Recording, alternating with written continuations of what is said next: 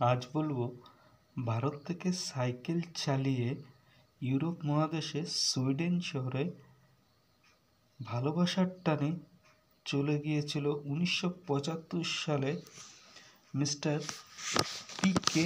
মহানন্দিয়া। আর ভালোবাসার মানুষটি Charlotte von Schedvin. Mister PK.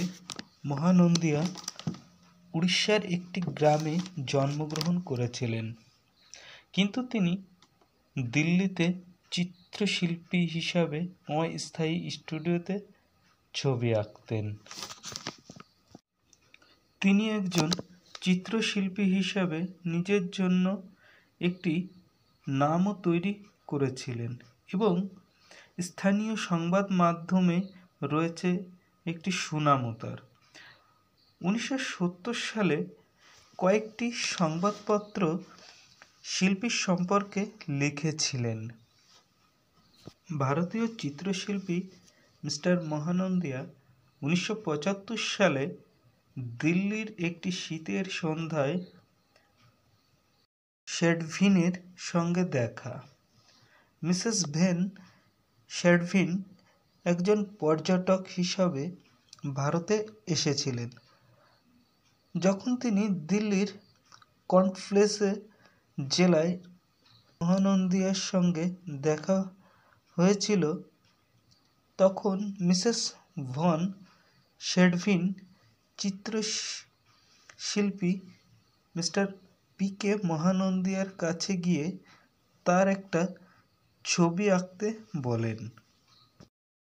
Miss শেডভিন mister মহানন্দিয়াকে বলেন 10 মিনিটের মধ্যে একটি ছবি আঁকতে তার। মিস্টার মহানন্দিয়া চেষ্টা করেন, কিন্তু ফলাফলে মিস ভনকে মুগ্ধ করতে না পারায় পরের দিন ফিরে আবার আসার কথা বলেন এবং তাদের মধ্যে কথোপকথন বাড়তে থাকে। মিস্টার মহানন্দিয়া তাকে চায়ের আমন্ত্রণও জানান। মিস্টার মহানন্দিয়া একটু ভয় পেয়ে যান, তিনি পুলিশকে জানান কিনা তার জন্য। পরবর্তীতে মিসেস শেডভিন চায়ের আমন্ত্রণে রাজিও হয়ে যান।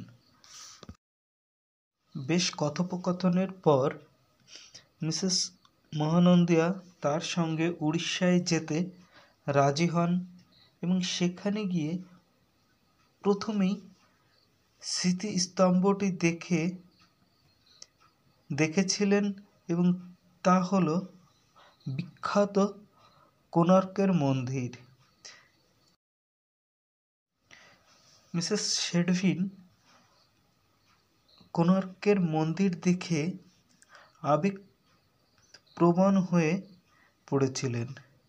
গ্রামে কয়েকদিন কাটান তারা, তারপর দুজনে আবার দিল্লিতে ফিরে আসেন